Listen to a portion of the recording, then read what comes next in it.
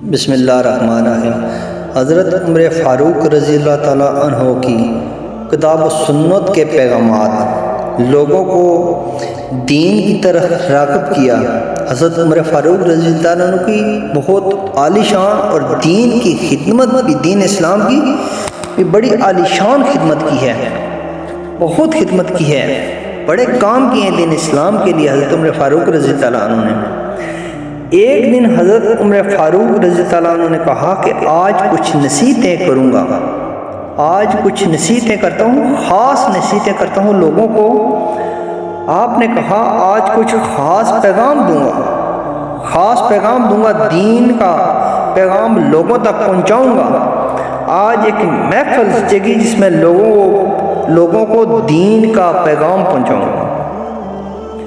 جو کہ حضرت عمر فاروق رضی اللہ عنہ نے مسجد میں لوگوں کو جمع کیا، وہاں شہری بھی دیہاتی بھی لوگ جمع ہو گئے۔ حضرت عمر فاروق رضی اللہ عنہ نے بیان شروع کیا۔ حضرت عمر فاروق رضی اللہ عنہ نے کتاب و سنت کا پیغام بڑا چن کر، بڑا تلاش کر کے، بڑے ذوق اور شوق سے لوگوں کو بڑے خاص لہجے میں لوگوں کے ساتھ پیش کیا۔ حضرت عمر فاروق رضی اللہ عنہ نے کتاب و سنت کا پیغام بڑا چن کر، بڑا سوچ کر، بڑا تلاش کر کے، بڑے ذوق اور شوق سے، بڑے خاص لہجے، خوبصورت لہجے کے ساتھ کتاب و سنت کے پیغام کو لوگوں تک پہنچایا۔ جناب عمر فاروق رضی اللہ عنہ نے بڑے زور کے ساتھ لوگوں کے ساتھ باتیں کی، بڑے شوق کے ساتھ، بڑے ذوق کے ساتھ لوگوں کے ساتھ باتیں کی۔ لوگوں نے ساری گفتگو سنی، کتاب و سنت کے بہترین احکامات دین اسلام کی خدمت کے لیے اور زندگی گزارنے کا سلیقہ، تمام گفتگو مکمل کی۔ حضرت جناب عمر فاروق رضی اللہ عنہ نے جب گفتگو ختم ہو گئی تو لوگ اپنے اپنے گھروں میں چلے گئے۔ گفتگو ختم ہوئی، محفل ختم ہو گئی تو لوگ اپنے اپنے گھروں کو چلے گئے۔ حضرت عمر فاروق رضی اللہ عنہ اپنے گھر گئے۔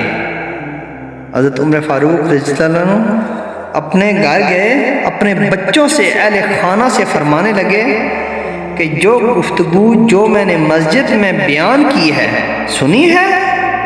حضرت عمر فاروق رضی اللہ عنہ محفل کے بعد اپنے گھر گئے، اپنے بچوں اور اہل خانہ سے فرمانے لگے جو میں نے گفتگو کی ہے مسجد میں، وہ جو بیان کی ہے میں نے گفتگو، وہ سنی ہے؟ تم نے بھی سنی ہے؟ اہل خانہ اور بچوں نے کہا، عرض کی جی سنی ہے حضور، سنی ہے۔ آپ فرمانے لگے آخر میں نے ایک بات بھی کی ہے۔ اس محفل اپنے بچوں سے فرمانے لگے کہ میں نے تقریر کے آخر میں نے ایک بات بھی کی ہے،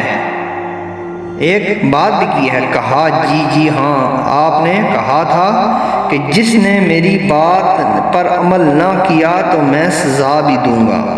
جس نے میری بات پہ عمل نہ کیا، جس نے میری بات نہ سنی، اس کو میں سزا بھی دوں گا۔ آپ نے فرمایا جس نے میری بات نہ سنی تو میں سزا بھی دوں گا، میرا کوڑا بھی اٹھے گا، پھر حد بھی جاری ہو گئی، جاری ہوگی۔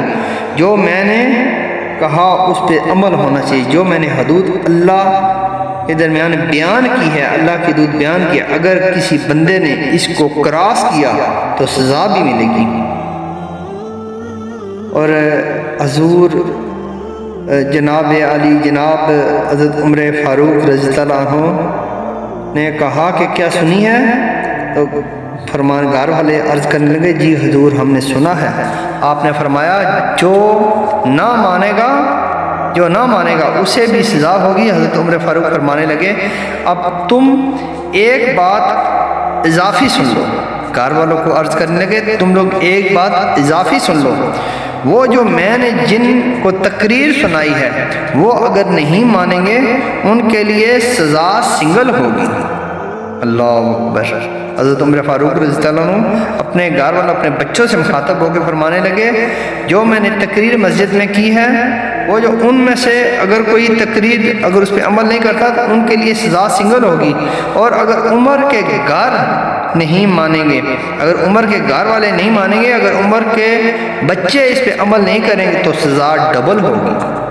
اللہ اکبر، تو سزا ڈبل ہوگی، تمہارے لیے سزا ڈبل ہے، تمہاری ذمہ داریاں ڈبل ہیں۔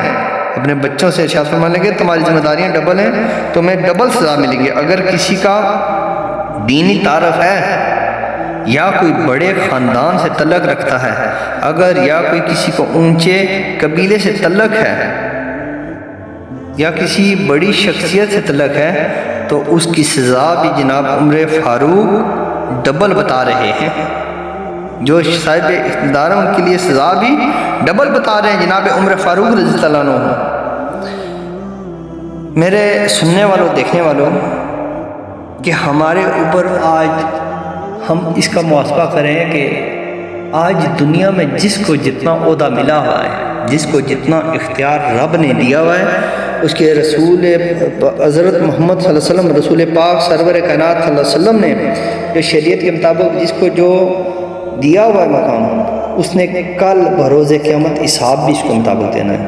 اگر آج کوئی عہدیدار ہے تو کل اس کو قبر میں اسی کے حساب سے حساب دینا پڑے گا، اس کے حساب سے اس کو سوال و جواب دینے پڑیں گے، کیونکہ سوال و جواب وہاں آپ کو دینے پڑیں گے قبر میں۔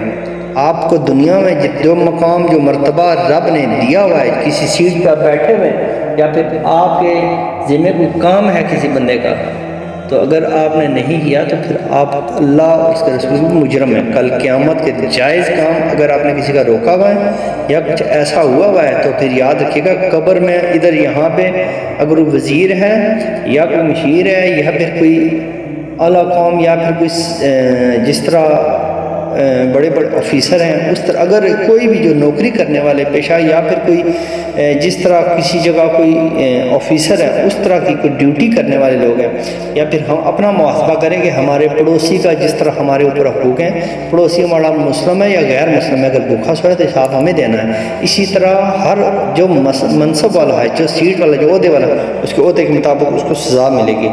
اگر اس نے اپنی ذمہ داریاں پوری نہ کی، اگر اس کے جو ذمہ کام لگے اس نے پورے نہ کیے تو کل قبر میں قیامت والے دن اس کو حساب دینا پڑے گا۔ یقیناً یہ میری ویڈیو پسند آئی ہوگی۔ اسی ویڈیو کے ساتھ اپنے میزبان نالی تراجہ کو اجازت دیجیے، یہ دعاؤں میں یاد رکھیے، آپ کی دعاؤں کا طلبگار نالی تراجہ۔ اسی ویڈیو کے ساتھ میزبان نالی تراجہ کو اجازت دیجیے، اپنا بہت زیادہ خیال رکھیے۔ اللہ حافظ۔